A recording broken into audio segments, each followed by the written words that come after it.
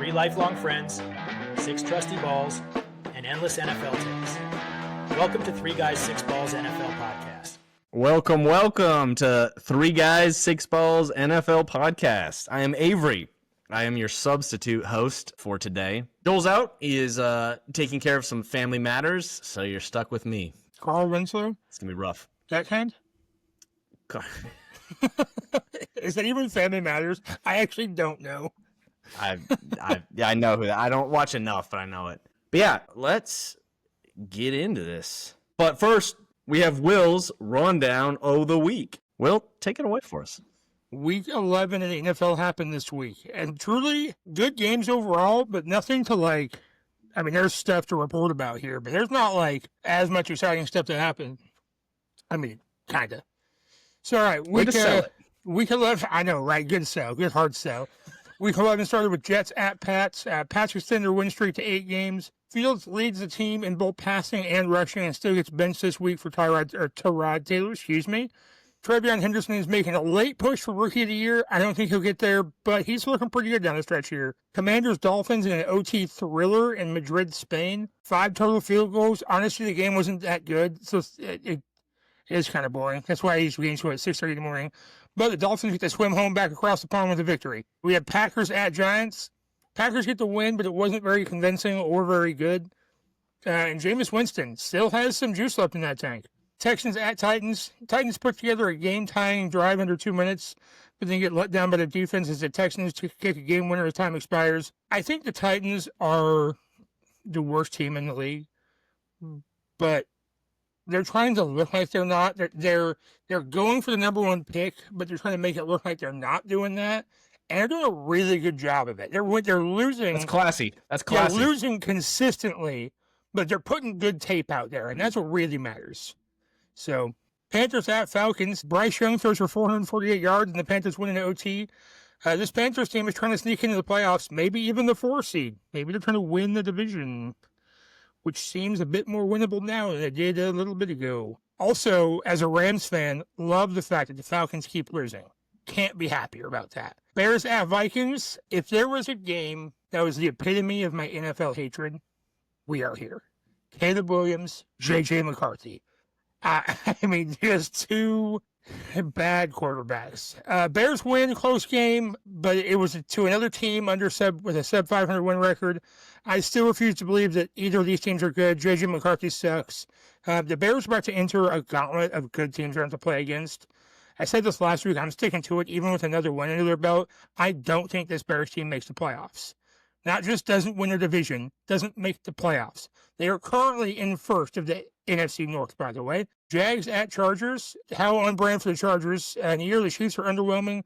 The Chargers find a way to be worse. Jags take it to them in a game that was never close. They do this every year. They're folding. We're going into week 12, so it's about time they start folding like a wet noodle. Bucks at Bills.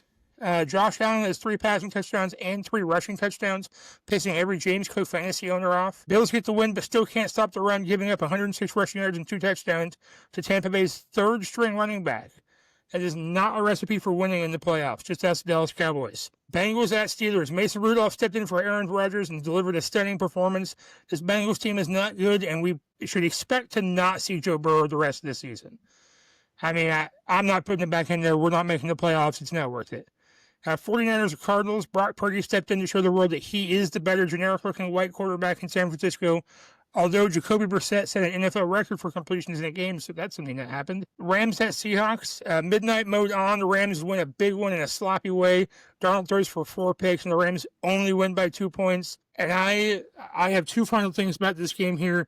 A game-saving punt happened in this game. If you haven't seen it, I would legitimately take the time to go back and watch this punt. The most textbook you could possibly get. End over end, bounces on the 1-yard line, bounces basically straight back and bounces out of bounds at the 1-inch line, just truly, and then bounces back into the field of play. So it wasn't going to be a touchback. And truly, I think if that's a touchback, Seahawks go down and win. But because they pin him at the 1-yard line, that is a game-saving punt, which was just a pure masterpiece. Probably the only really good thing that happened for the Rams in that game, besides the 4 picks, they just couldn't capitalize on it. So it was Big win a sloppy way. Also, with them in their midnight mode uniforms, it goes to show that the football gods are still on the side of people or teams wearing good jerseys. You step out of your classics into a good, or you step out of your regular uniforms into a good jersey, you're going to win. You step out of into a bad jersey, i.e. Packers, Chargers, Steelers, you're going to lose. Leatherheads? Yeah, those Leatherheads were terrible. Chiefs at Broncos. Broncos win, but I'm not convinced they're actually good. If you took the Broncos defense and put it on any other team, they would probably be in the same way. This Broncos offense is not convincing.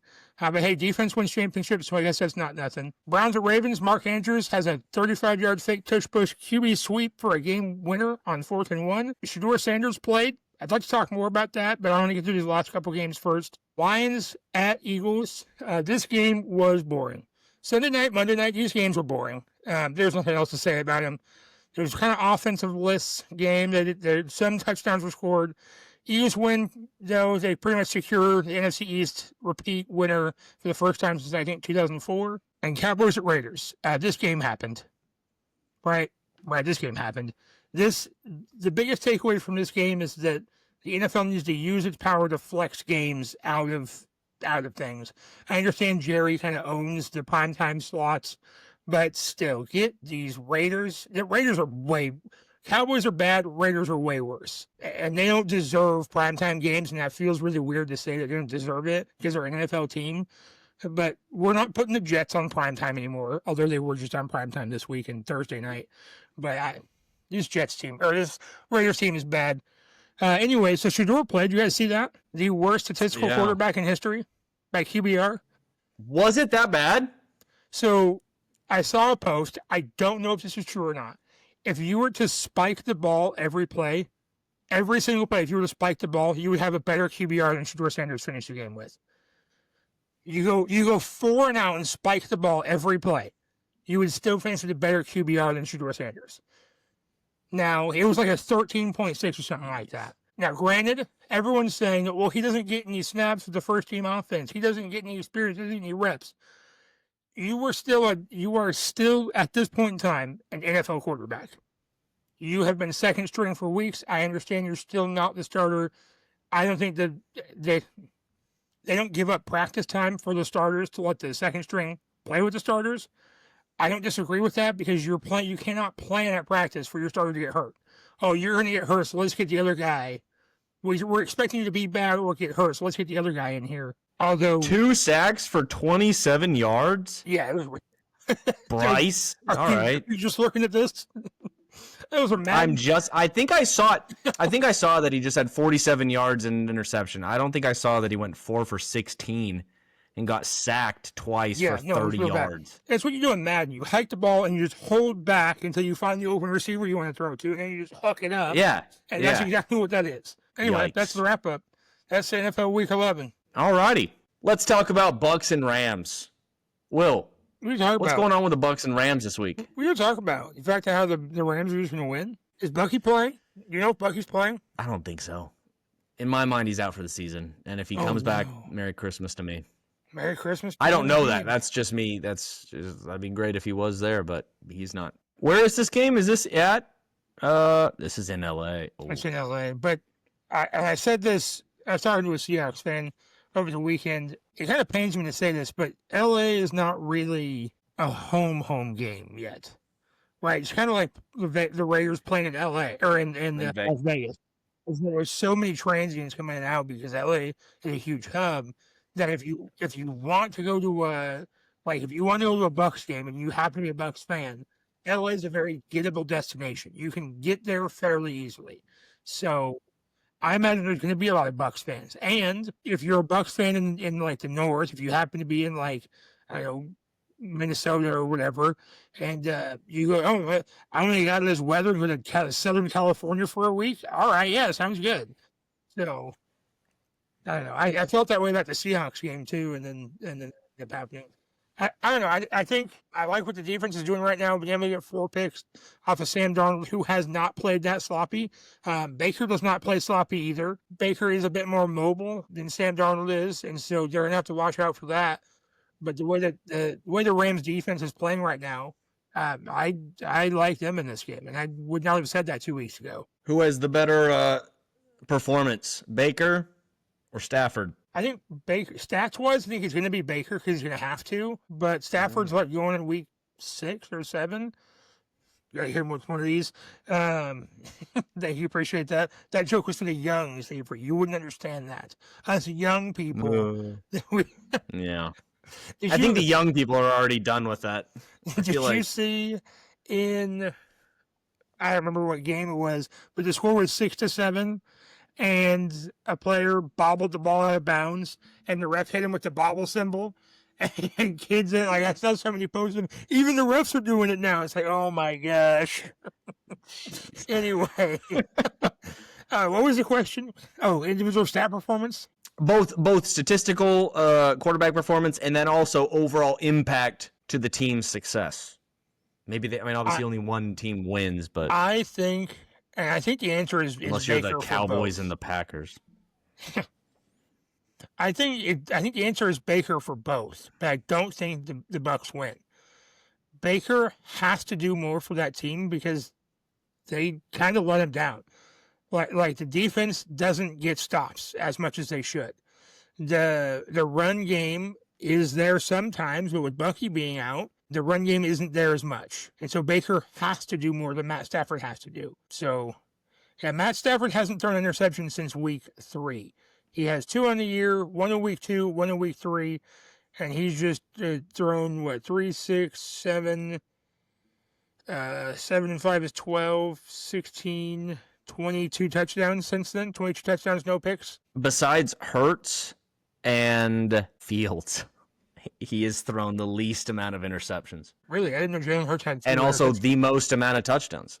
Say what? Yeah, he's very good. But he only had 130 yards last week, so might as well just throw him away.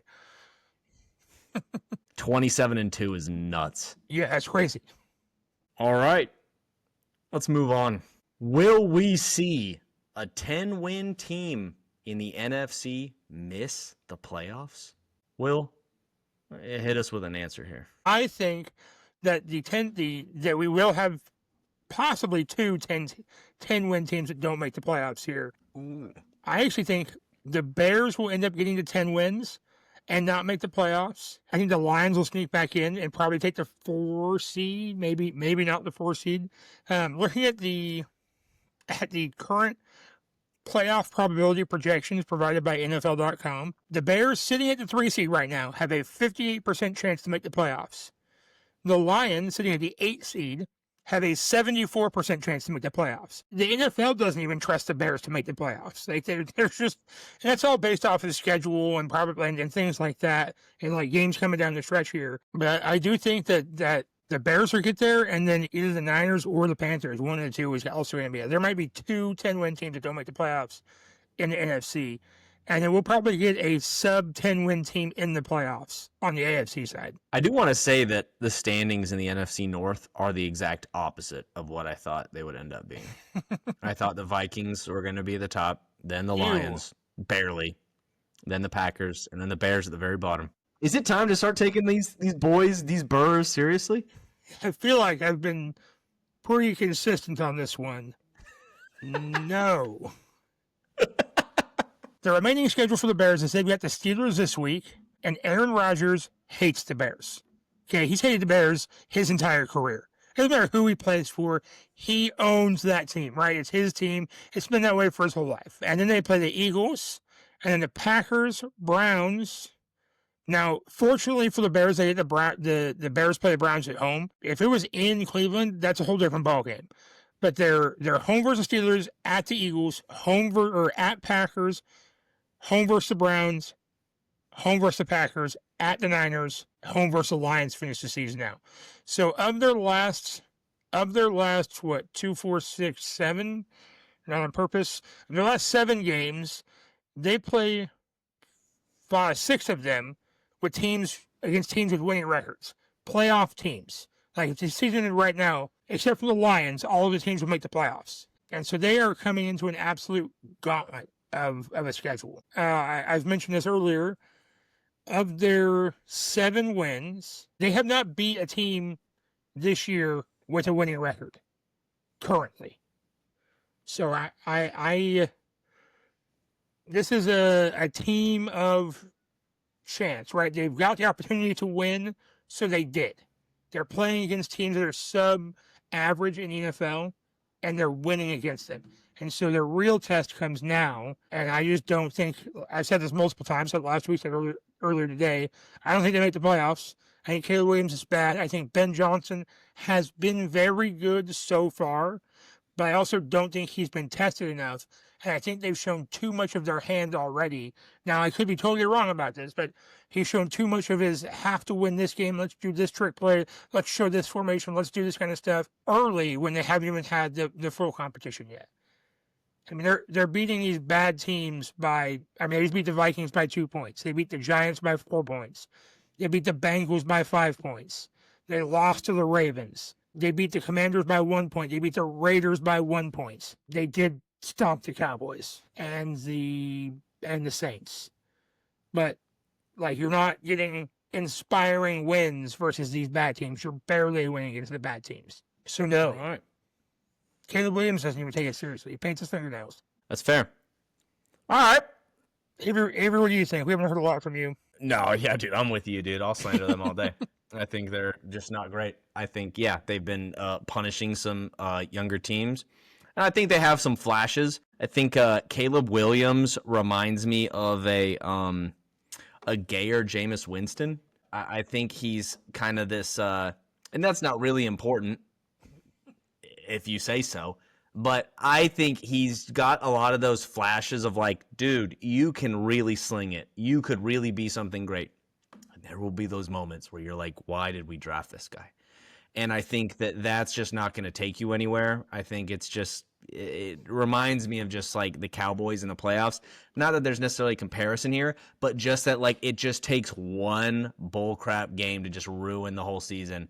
And I feel like the Bears have that in them. I feel like they have that ability to just flush the season away when it really counts. And I want to be there for it, but yeah, I don't think they're good or great. I think the Packers, the Lions, and the Vikings are this is embarrassing. They're less worried about their own wins and more that the Bears are ahead of all of them. And I think it's got to be tough for them and their fans, especially if they live anywhere near other Bears fans.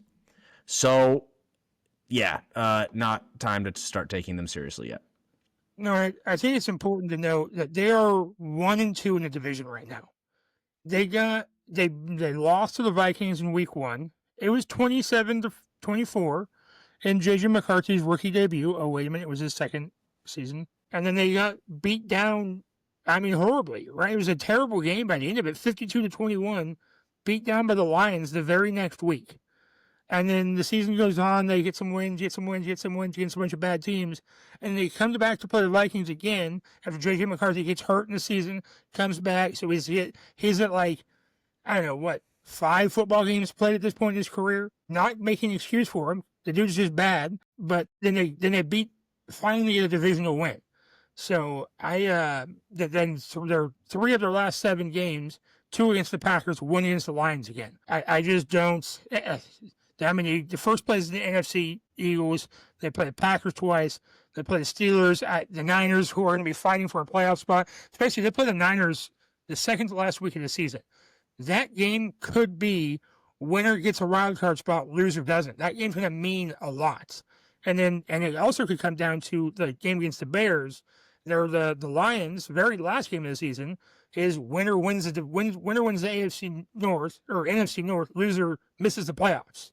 That's what it could be. And so I don't know. If I'm gonna be a betting man, I'm not betting on the Caleb Williams led team of any kind to win these big games where it matters. He didn't even do that well at USC, and people give him so much credit for it.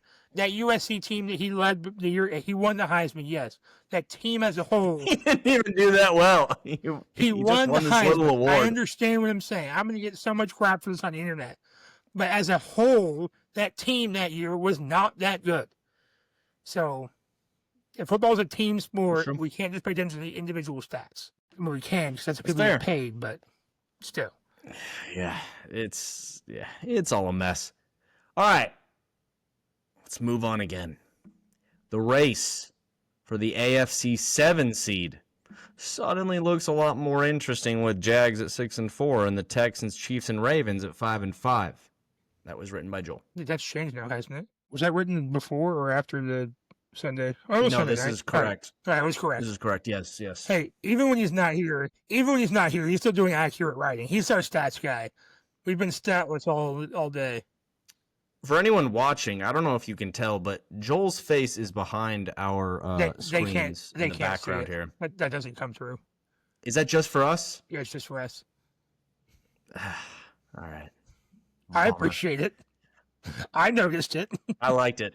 I saw when I got on, I was like, Joel, I miss you too. Joel did that? I assumed you did that he did. as a He joke. did. Yeah, no, that was just Joel. He made the project for me. Just go to this project and it'll be there. And I pull up the picture. I'm like, yes, you did make this for me. What's going on with the AFC 7 seed? I want to point out though that before this season started, I predicted that the Kansas City Chiefs would not even make the playoffs, and Lincoln was about to blow a gasket. That's our buddy. That's our Chiefs fan, buddy. Right now I'm looking at it. I'm thinking Chiefs aren't going to make it. I think Buffalo and New England will both make it. I really hope Pittsburgh doesn't make it. I hope Baltimore can finally put something together. This is a little embarrassing. Cincinnati's not going anywhere. Cleveland's not going anywhere. Houston's not going anywhere. Jacksonville is looking a lot better than they did. A lot is it's relative. We went from a 3 on the scale to a 5 on the scale. Yeah. A lot better. Yeah. Big glow up from a 3 to a 5. 20% more. You are now average. Maybe Tennessee. I'm just kidding. Oh yeah, Will, what do you got? Man, I got hemorrhoids. No, I'm just kidding. Man, so we're looking at the 7 seed, in the AFC playoffs. I would like to hope that the Chiefs don't make it, just for the same reason everybody didn't want the Patriots to keep winning, right? You hate the good teams because they're good. Unless it's your team, then you love it. But when your team is consistently good, it's fun to see them be bad. So here we are, just finished week 11. All 32 teams are still technically playoff eligible, right? Not one single team has been eliminated mathematically yet.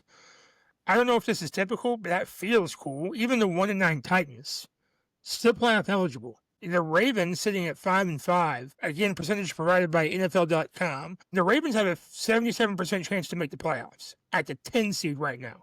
77%. And the 4 seed Steelers are sitting at a 39% chance. Now, these percentages mean literally nothing. They don't matter for anything. But it's interesting to look at. The Chargers have a 60% chance, but that is second highest in the AFC West, with the Broncos obviously having the first. So there's the numbers out there say that the chances are Chiefs aren't going to make it. I don't think everyone who's in now makes it. I don't think the Chargers hold on. I've already said this once today. I don't think the Chargers hold on, which means that the Chiefs will probably take that spot because I trust the Chiefs more than I trust the Texans. They still have to play the Colts twice. Yeah, Texans still play the Colts twice. They play the Bills, the Colts twice, and the Chiefs. So like the Texans are about to go through a murderer's row of schedule. Sitting in the 8th seed, I don't know if they even get 8 wins this year with their schedule. So I think it is very interesting. I also think very interesting is, just to kind of flip the script on us here, is who do you guys see getting the 1 seeds in each division right now?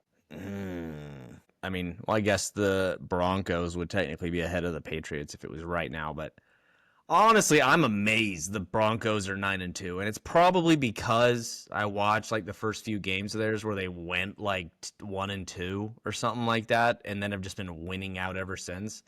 But like Will said, like their offense looks like they've been very dependent on the defense, and I don't know if I really trust that. Plus, Drake has been balling. I think also the Eagles will probably slide it out. And in like the most like gross way, just swass over all of them to win every one of their games. They're just going to be just fudge packing, just for the first down, for the goal line, and it's going to be ugly, and everyone's going to hate watching it. But they'll do it for the number 1 seed. So hold on. Let's talk about this for a second. The Patriots play the Jets, then the Bengals, and then the Giants, right? I think we all think that's probably 3 wins in a row. Probably 3 more wins. Extend their win streak to 11 games. They might get 4 wins out of that. And then they play the Bills at home, and then they play the Ravens in Baltimore. We're on 1-1 there. They're splitting those two. Probably lose to the Ravens, win versus the Bills at home. I feel like that feels right. 4-1 so far. 5-1 so far, and then we're gonna finish with 2 wins. You're right, 4-1, and we're gonna finish with 2 wins because they finished with the Jets and then Dolphins at New York, home 6-1 to finish. Home last week of the season versus Miami. Miami's coming to the northeastern part of this country in January. Good luck. That's just not going to happen. So I think I like the Patriots there. I was trying to make the case for the fraudulent Broncos to hold on to the 1 seed. I just don't think I can make it. The end of the Broncos schedule here, they play the Commanders and then the Raiders, probably 2 wins. And then they play the Packers at home. Truly, who knows? Like, that is a truly who knows game. It's in Denver, so I think they give advantage to the Broncos. And they play home against the Jaguars. Probably their wins, now we're 4-0. Then they play at the Chiefs. Probably giving that one to the Chiefs, because the Chiefs are going to have to play. And it's Christmas Day in Kansas City. Probably giving that one to the Chiefs. And then they're home against the Chargers last game of the season. So what we pretty much just said is that it's going to finish the way it sits right now, because they both go 5-1 to finish the season out. Broncos may take the number 1 seed. Ooh. Who knows? All right, well, this has been 3 Guys, 6 Balls podcast, NFL podcast. With me is your sub today, and we'd like to thank Will for being here, as he is every week. We will be back next week. Probably. Joel will be back. He'll know what's going on, and he will let you know what we will be doing. Until then, this is 6 Guys, 3 Guys, 6 Guys, 3 Balls. Something went terribly wrong. And as always, don't forget to keep your balls played with. Bye now, y'all. Also, Mark Davis' haircut still sucks.